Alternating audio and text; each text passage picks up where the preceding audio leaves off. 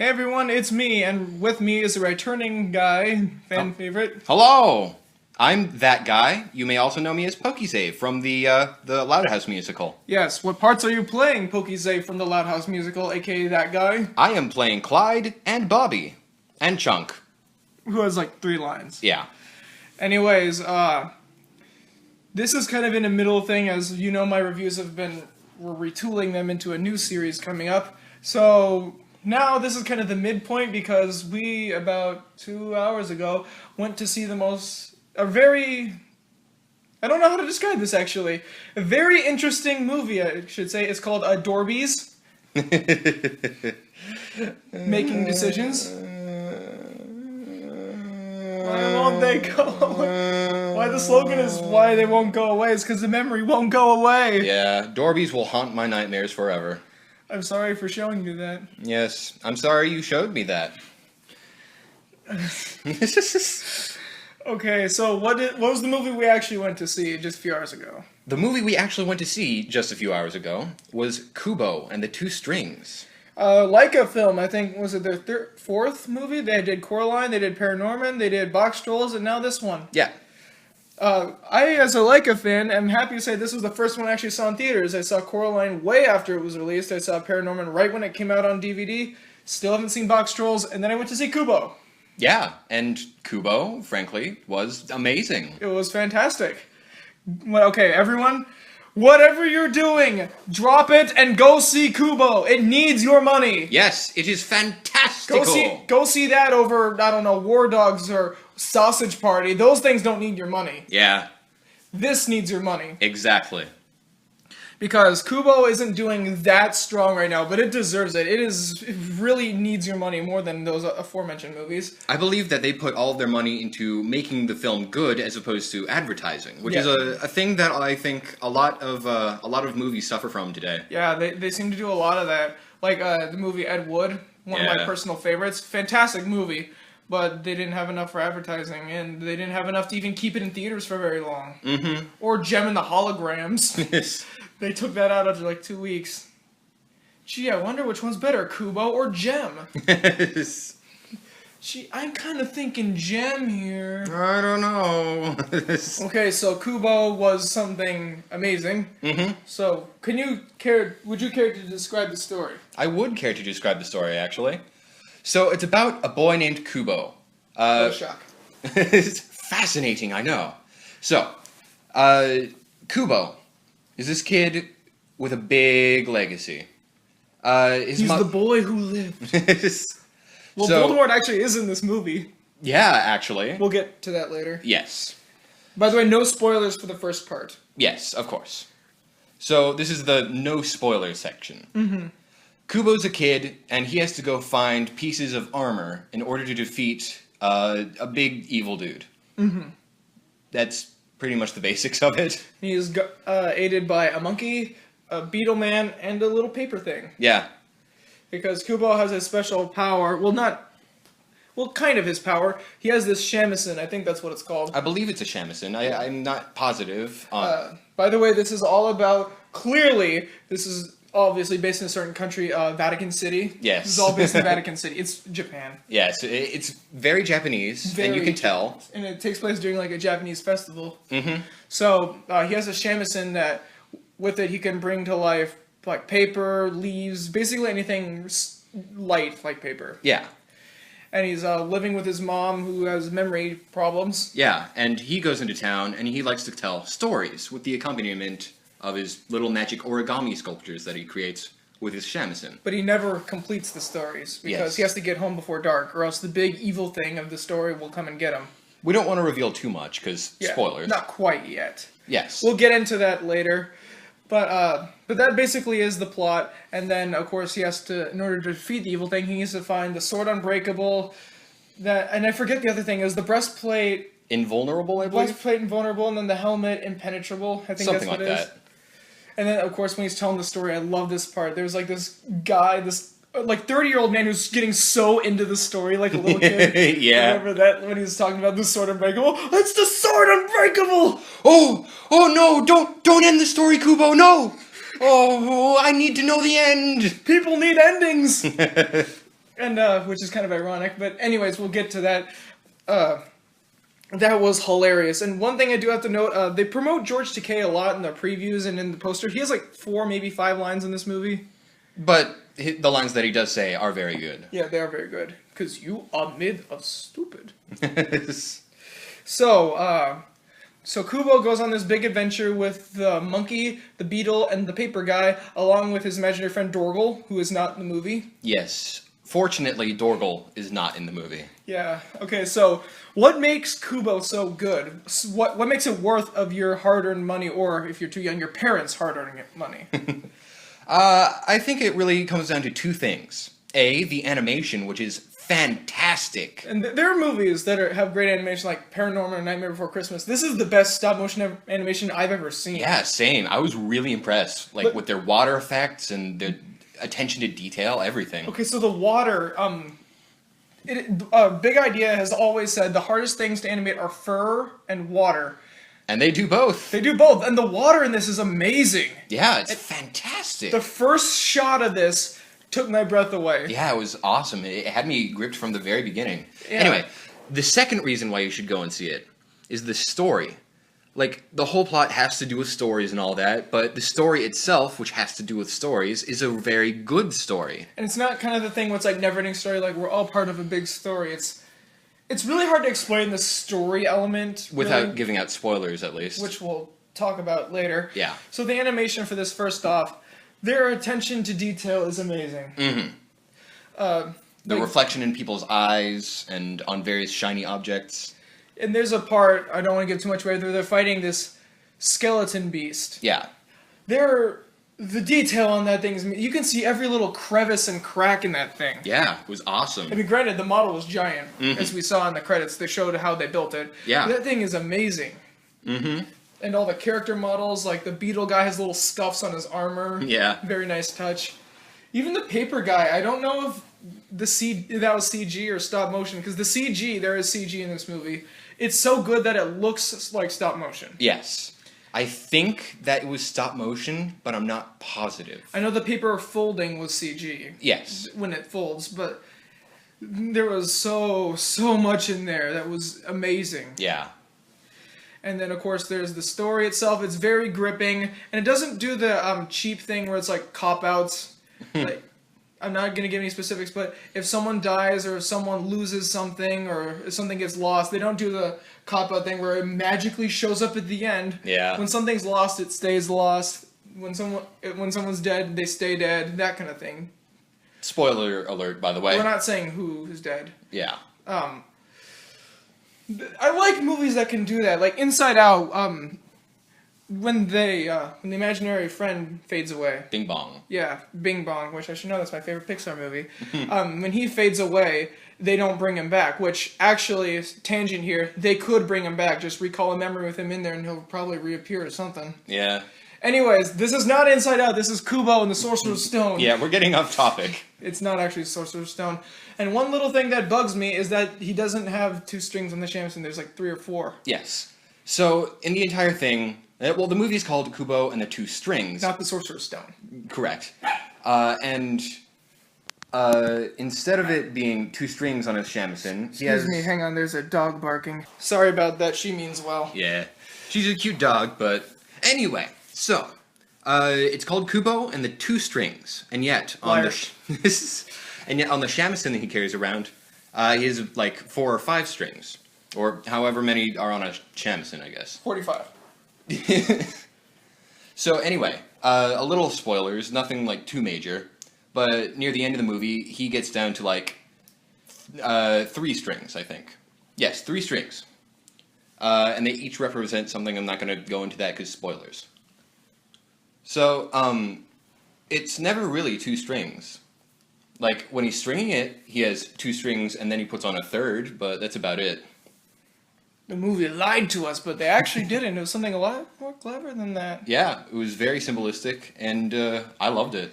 Yeah, the ending credits kind of gave it away, but we'll discuss that more. Anyways, Kubo, it's artistic, it's action-packed, it's very, very, very good. Go watch it now. Probably my favorite animated movie of the year, obviously. Norm of the North beat. Kubo is amazing. Like I said, it's better than anything else out right now. Better than Ben-Hur, better than Sausage Party, better than any of that. Don't support a remake. Don't support a movie that basically used slave labor to get it done. Support this. Yes. Support Kubo, because the people that like it need more recognition. Like I said, this isn't going... It's doing okay at the box office. It's been out for about a week, but it's still not faring so well. I mean, it's clear that this year is not a good year for movie. Like the BFG, you know how that was heavily advertised? It is not doing well at all. Yeah. Which is weird, because it was such a good book, and the original animated movie was really good as well. And I wanted to see that movie, but it disappeared from theaters like that. Yeah, it was weird. I put it on my must-see list, and it disappeared in a month. Yeah. So it's things like this that Kubo has to avoid that. If we want to see another Kubo or anything else from Laika, we have to see more. We have to get people to see it. So put this movie on the top of your must-see list and go see it as soon as you can. Otherwise, you're making everyone here on the channel very angry. Alfonso, too, even though he's not here right now. Yeah. Anyways, before we get into spoilers, let's talk about the trailers we saw. Just a little bit of a brief intermission for those of you who don't want to get spoilers but still want a video a little longer than this. We'll talk about some of the trailers we saw. Some were okay. Most were not. Some were terrible. Some of the I'm very scared of for the future movies. Very, very scared. Shall we start with the pros or the cons? Oh, let's start with the pros. I'm gonna get down there. All right. So what I think was the best trailer there was for a thing called Sing. Which I haven't heard very much about. He has, though. Yes, I've seen a few trailers, and it looks pretty good. Now, I myself don't really like Illumination Entertainment. Despicable Me was decent. I thought it was pretty good. And then they just did the Minions thing, and... The Minions took over. I didn't like Despicable Me 2. Didn't bother with the Minions movie. Despised the Lorax, even though I own it on DVD over there. Let's see. Secret Life of Pets. When I went to Universal a couple of months ago, they showed so many trailers. Because, you know, Illumination's owned by Universal. It didn't look very good. Even though Eric Stonecrest from Modern Family was in it. That guy's hilarious. Yeah. But this movie looks... It looks decent. Yeah, it looks decent. I mean, say. You can tell it's so driven off of, like, cliches and stuff, but... But I'd give it a watch. Yeah, I mean, like, when it comes out on DVD, I don't see any harm. Yeah. Okay, so next, I think that's pretty much all the pros. There's one more pro, which is kind of more middle ground, than the rest are all cons, kind of. Yeah. So when a monster calls, or if a monster calls, or whatever it's called. Yeah. The thing is with this one, we both agreed on the way home, when we were driving back, they didn't tell us enough in the trailer. Now, there are those trailers, like Troll Central Park, that walk you through the whole movie. Mm-hmm. This one didn't give us enough information. It's like, there's a Groot, but he's also the Iron Giant, and then where the wild things are elements. From what I could gather from the trailer, it's basically about a kid who's really lonely and is bullied or something. But he learns art from, like, his mom or his older sister. I couldn't really tell. Nanny McPhee. Yeah. And she teaches him, like, watercolors or something like that. And she draws this big, imposing monster. Woo! And then later on, somehow this giant monster, like, sort of comes out of the ground and helps the kid out. And that's it. We don't know anything else. We know nothing else. The monster looks pretty cool. But it basically looks like Groot mixed with Iron Giant. Yeah, it's like... It's voiced by Liam Neeson. Yeah. And I do like Liam Neeson. Liam Neeson is great, but... I don't know, this one just kind of confused me. Yeah. Okay, then, Storks. Storks. It just kind of looks like your generic, family-friendly movie. It didn't really do anything. Nothing really special about it. Basically, it's just the life of the rumor of storks bring babies. And then, of course, there's the orphan in there who wants to find her family, and then there's the other birds who are trying to track them down, but oh, will they learn? Yeah. And then, okay, these next two trailers... these next two made us want to cry. Yeah. Alright, so, this one wasn't as bad as the other one, but it was still pretty bad. Mm-hmm. Okay, for those of you who don't know on the channel, right now I'm not currently the biggest fan of DreamWorks because of what they're doing to, well, what they did do to VeggieTales when it was still around, hence Live and Reloaded. I didn't bother to see Home. I didn't think it looked very good, and from what I've heard of it, it was pretty bad. But, Trolls... Oh. The only good thing I can say about this movie is that the animation looks good. I'm not saying the art style looks good, I'm saying the animation. Granted, it's no Thief with the Cobbler or anything. Yeah, it's smooth, it's well done, but everything else about this movie makes me want to throw up. Okay, so what's it about? So, it's about trolls. Not the scary monster trolls of the north, not the, the interesting trolls. It's about... Not internet trolls either. That would have been a good movie. Yeah. DreamWorks is internet trolls. this, It's about This- trolls that work at like a desk job. this is about, those little troll dolls with, like, the big poofy hair? You know those things that went out of style in the 80s? This is about those. Yeah. And about how everyone's all bright and happy, but there's one grumpy one who doesn't get along with the others. But then they're all kidnapped by this other big grumpy one who doesn't get along with the others. So then the happy Princess Mabel Pines type, and then the cranky, grumpy guy. They have to team up to save everybody. And obviously they're gonna learn about friendship and accepting differences. They're going to do a thing! They're going to learn about friendship and accepting differences, and the jokes are so funny. But, like, the only one I can remember, I don't know if you heard this, but when we were in the theater, when she's playing I think it's the guitar or something, he's like, here, can I see that? And I don't know if you heard this, I said, he's going to throw it in the fire. He's going to throw it in the fire. He's going to throw it in the fire. He throws it in the fire. Yep, what a shock. Yeah. That was half decent of a joke, but all the other jokes were just like burp or fart or not even a joke. Or sparkles. Yeah, or sparkles. It's basically like a Unikitty movie. Yeah, it's not good. And this is kind of weird to say, but like, okay, so all the trolls look like gummy snacks. Yeah, they are not good at all. Some of them are even covered with glitter for no reason, which is weird because they also barf glitter. What does that say about them? I don't know. I don't want to know. And then the worst trailer I've seen all year, Monster Trucks. All right. Okay, this was the first trailer we saw, and when we were watching it, it was quite an experience. Yeah.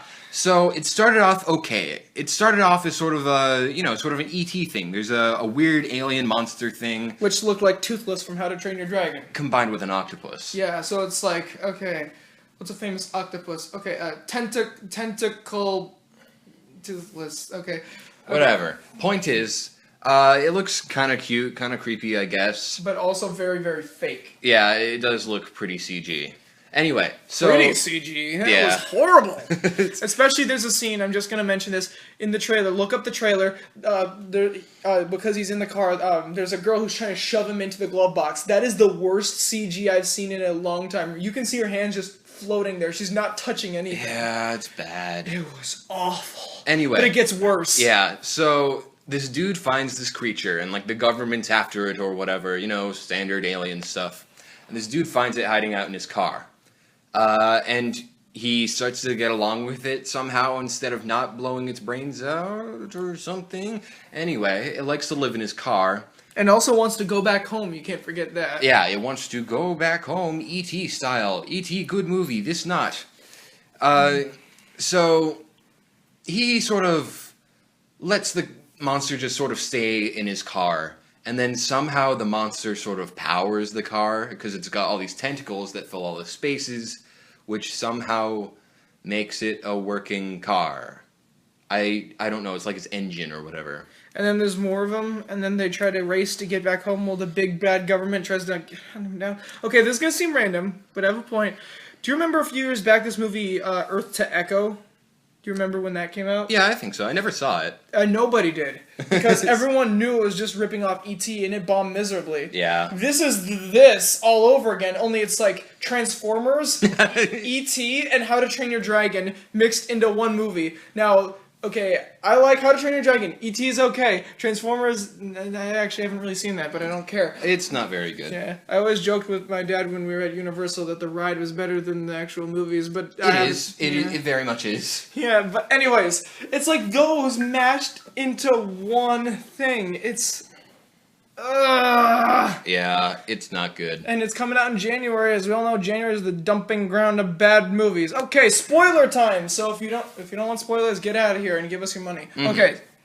So, it starts off with the mother character, and she's going through the sea. Is she ever given a name? No, it's pretty much just mom throughout the entire movie. Half the characters don't have names. It's not a bad thing, but... yeah, it's an arts move. Yeah. It's an art move. I like that. So, she's going through the ocean. It's big and stormy, and this giant wave comes up in front of her. So she uses her shamisen powers to destroy the wave, Moses style, and it was really cool looking. Oh, totally. And then a wave came up behind her after that, and she didn't notice it, and then it crashes down on her. She hits her head on a rock in the most painful looking way possible. Dude, that looks like it hurt. The sound effect, the animation, her face, there weren't very many people in the theater, but when it happened, I just kind of heard a, ooh. Yeah, it was a collective, ooh, that looks like it hurts. Yeah.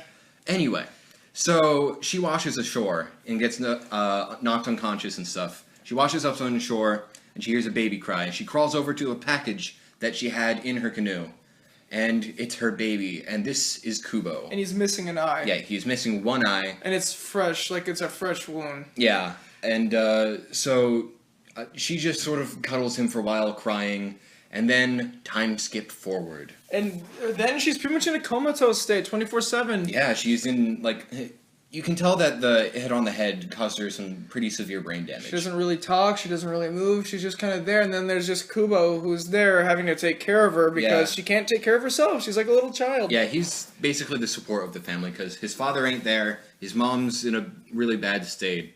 So he goes, and how he pretty much makes money is he goes down to the nearby town and tells stories. And while he tells the stories, he plays his mother's shamisen, which brings a bunch of paper to life, and he creates these origami battles, which look awesome, by the way. Oh, yeah, and they're little paper things, but they look so epic and There's amazing. a little paper samurai and a little paper shark, and a paper fire-breathing chicken. yeah, that was a great part. So, he's friends with pretty much everybody down by the, down in the town. And even though he never finishes a story, it's not that people get mad at him or don't give him any money. They just get disappointed, because they need to know the ending. People need endings, which is ironic given how the ending isn't an ending, which we'll talk about that. Okay, so Kubo has to get back before dark because his mom says that the evil Moon King is going to find him, who is his father's greatest adversary and her father. Yes. So he goes back and hides out in the little cave that he and his mom live in and takes care of her, and she tells him some stories in her few moments of, you know, Of consciousness. consciousness. That's a good word. She's able, because there are a few times, even with people like this, because I had a grandma like this, there are a few times where they will get their mind back, but then it'll very quickly fade away, because even then, when she was in the middle of telling a story, she just kind of went back to, like that, just kind of saying, like, oh, Kubo, what happened to your eye? Mm-hmm. It was very sad. It was like looking at your grandfather or grandmother just being in that kind of state, and it rang with me. I had a grandpa like that. Yeah. And so then next day he finds out about this festival where you can allegedly talk to the deceased, which is pretty much all of George Takei's role in this. Yeah. And then he's trying to talk to his father with a lamp, but nothing's happening. He waits there all day and nothing. Nothing happens. He doesn't and make any money, he doesn't tell any stories, he doesn't do anything. Yeah. And then it goes dark, and pretty much right when it goes dark, these two shadowy figures, who are his aunts, show up and they try to take his eye out. Yeah, they are trying to get his eye. Specifically his eye, not kill him, but yes. they want his eye. They don't want him dead, they just want his eye. Yes. Not because his eye has, like, the all-spark hidden inside of it, but it's a very interesting story as to why. But we'll get to that part later. Of course, because that doesn't show up till later. So, they're chasing him with this black mist and disturbing imagery, and By the way, fantastic. Yeah, I was just going to say that the animation on the sisters is probably my favorite part of the whole thing. It is amazing. Especially later when they get into the fight scenes. Those fight scenes. Oh, the fight scenes. Gorgeous. Gorgeous. But anyway, we're getting off subject. Yeah, because there's just so much to talk about with Kubo. Mm-hmm. So, they're chasing him. They go through the town. They're wrecking everything. Everything's just in chaos. People are running and screaming. And then all of a sudden, Kubo falls down and he drops his shamisen and he can't do anything. And then who grabs his shamisen? But it's his mom, and she saves him, and she releases like powerful blasts of energy from the shamisen. Sonic boom! And then Kubo pretty much gets knocked unconscious, and then he's waken up by a very angry monkey. Yes. And it's not just any monkey, it's those... this charm he always carried around. Yeah.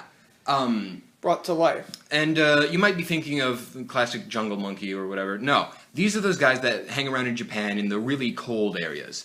You might recognize them by having like very small tails, very white fur, and very red skin. Very like scrunched up face. Yeah, they're the dudes who hang out in the hot springs. And I love them. I have a soft spot for primates. But anyway, so she is telling Kubo that he has to get up, and they go and hide out inside of a whale carcass. And it smells really bad, but it's like the only shelter they have. And he has to eat what's inside the whale. And then she explains that they need to find the father's armor in order to defeat the evil Moon King, aka grandfather, who wants to steal his eye. Mm-hmm. And again, we'll get to why in a little while. So, after the blizzard that they were caught in just sort of passes, they get out of the whale and they start their journey. And they don't get along very well. And then there's also this little paper version of his father that he used in his stories, who's starting to guide the way to the pieces of the armor. A little paper samurai, which points in the direction they have to go. He doesn't really do much for the plot. He's not even really a character. He's just kind of... He's like a compass. Yeah, he's just there. He's an item. He's not a person. Yeah, he's not... But he is adorable and tiny. So then they're just walking along, and then they approach the skull cave, and then Kubo just disappears. Mm-hmm.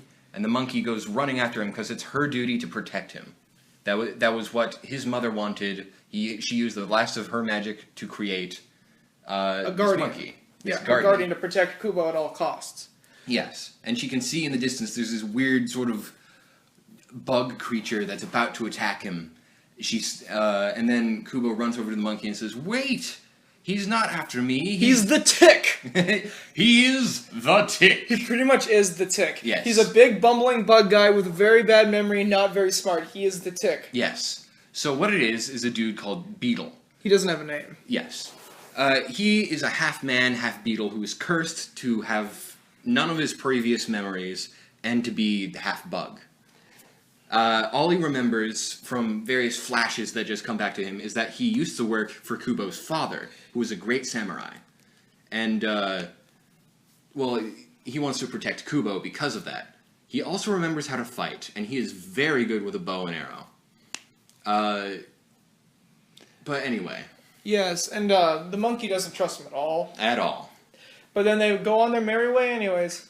And then they try to find the sword Unbreakable, and they find that aforementioned giant skeleton monster. Mm-hmm. And it's got a bunch of swords stuck in its head. And they're all breakable. Uh-huh. Except one, but they have to find which one. It's kind of like in Last Crusade, when there's a whole bunch of Holy Grails, but only one of them is right. Mm-hmm. Only this one is a lot less obvious. Yeah.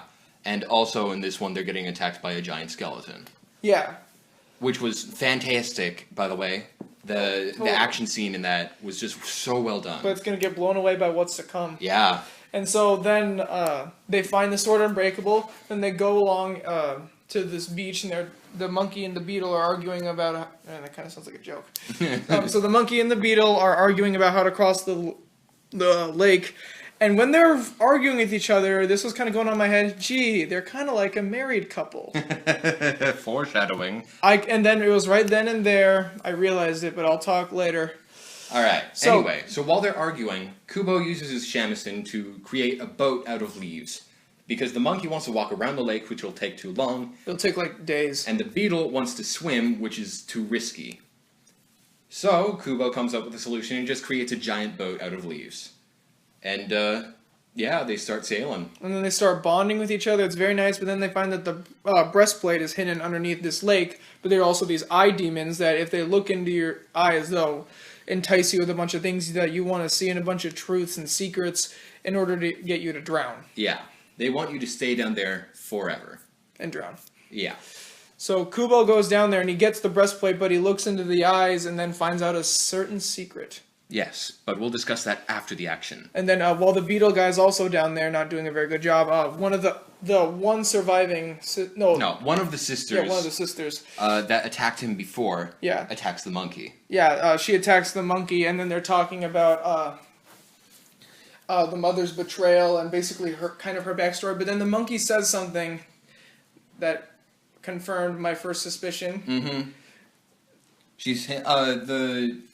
The sister lady is like, she's talking about how, she betrayed. How love had demented her sister. And then the monkey was all like, it made me stronger.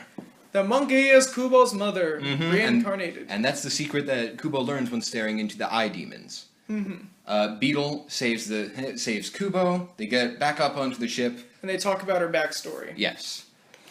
Turns out, yes, the monkey is his mother. She put, like, her consciousness into this little monkey charm or something. But for a limited time only. Yes. For a limited time only. Yes. A monkey with the mind of your mother. So basically, soon her mind will fade. And she has to, depart from that world after a while. But they keep on going. And they keep on surviving. And eventually, in a dream, Kubo learns that from a strange old man that the final piece of the armor they're looking for, the helmet, is located in his father's his old dojo. Yeah, his old samurai temple, whatever it is. So they go there. Yeah, but it's a trap. Mm-hmm. The old man he was talking to is actually the main antagonist. The Moon King. Mm-hmm. And it's a trap there, and the other sister is there, and she manages to kill Monkey. And it's really sad. And then everyone is fighting, and then she kills Beetle, and it's also really sad. But not before we find this out about Beetle. Mm-hmm. I caught on to this one right away, right when I saw him, because I recognized the shape. Mm-hmm. Beetle is Kubo's father. Yep. The Beetle was like the crest of his whole samurai clan or whatever. It's kind of like the Akimichi clan. No, not Akimichi. Dude, what is it? I don't remember. Abu Rame clan. That's the one it was. Mm-hmm. Never mind. Akimichi's a fat people. Never mind. Okay. So, pretty much what happens, both of them die, but in the process, the other sister is destroyed. Yeah, so now Kubo is an orphan. Yeah, like, again. Man, for real this time. Yeah. So, he uses the last of his strings on his shamisen to create wings out of flags, and flies himself over to his old village. Which I don't know why he didn't just fly up and grab the helmet, but maybe he was running out of magic. Whatever. There he finds the helmet, and the helmet has been disguised as, like, the town bell. So, he goes and he grabs the helmet, he puts it on, and it's ready for his final battle. And he becomes Bible Man. No, that would have been lame. But instead, he becomes a stronger version of Kubo. Yeah, his armor and sword start glowing, it's all intense and cool looking. But then in comes Voldemort. Yes. Which actually, the main villain, Moon King, is actually played by Voldemort. Yeah, it's the same actor. Ralph Fiennes. And it was really cool, and he did a fantastic job of it. Yeah, and I mean, you wouldn't have noticed it was Ralph Fiennes. It's not Ralph Fiennes, like his name is spelled. It's pronounced very weird. Mm-hmm. Just like how some people named Joe is spelled J-O-U-X. Anyway, so, what happens is that he has his final, he has a talk with his grandpa, which is who this guy is. Yes. And he reveals that the reason he wants Kubo's eye is because he wants him to be blind and like him, so that he'll never see love in anyone else, and therefore can go up and live with him in the stars, and be infinite and powerful, or whatever. And the thing is, with I kind of like what they did here is, even though he's a terrible person who's not who like kills people, he actually really means well. Like, he just he actually does want Kubo to be with him and be a family. Yeah. He's actually, when he gets mad and stuff and saying that Kubo's being difficult, he actually means it. He actually cares. So he's a blind dude, and yet he's extremely powerful. He turns into this giant, I'm not sure how to describe Fish lizard. Yeah, like a giant fish lizard crab demon thing of awesomeness. And he goes and attacks Kubo. And he knocks off, and throughout the fight, he's putting up a good fight, but he knocks away his sword and knocks off his helmet, so the power is no longer there. Kubo takes off the armor, and he's got no more strings on his shamisen. So, he uses a hair from his mother's head that he kept as a charm, and a string from his father's bow that he also kept as a charm, as well as one of his own hairs to create 3 strings instead of 2. But the other 2 being, his mother and father. Mm-hmm. It's all symbolistic and whatnot.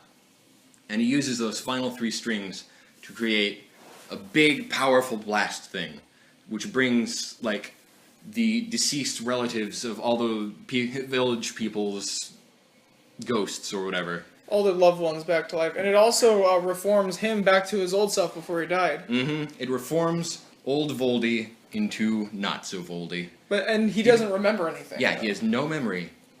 He remembers nothing. So the people of the village start making things up, like, you taught my son how to swim, you're a really nice guy, you always do charity. And they just reform him into this really nice old man. And he's just the nicest old man ever. And then Kubo talks to his mother and father on the next festival about Using the lamp ceremony thing and their ghosts and whatnot. and then that's pretty much it. Yeah, and then it ends, and it was awesome. The only small nitpick I have with the entire movie, well, two. One, I didn't see it in 3D. That would have been amazing to see in 3D, breathtaking. The only other problem is the ending just kind of stops. Yeah, they could have done a bit more. Yeah, I mean, granted, they might be a sequel. I wouldn't mind a sequel. Yeah, this is one of the few movies that I wouldn't mind a sequel on. Like, you could have Kubo grow up, you could have him go on more adventures, you can have him do so much. Bottom line, this movie is amazing. Yes, go watch it right now. It is nearly perfect, and actually, I would put it in one of my top 20 movies of all time. I don't know where, I haven't made the precise list, but I am very happy I went to see it, and who knows, I might even see it again. Like I said, go see it above anything else that's playing, because let's face it, there aren't really that many great movies playing right now. Yeah. Point is, go watch it. Yeah, I mean, it beats, like, 9 Lives. Man, I'm really hating on the movies that are coming out. Yeah. Well, to be fair, none of them are very good. Yeah. Except for Finding Dory, but that's going to be in theaters for, like, forever. Yeah. Anyway, people, well, it's been great, and he'll see you next time at the Loud House musical. And I'll see you in, I guess, whatever the next video happens to be. Bye-bye.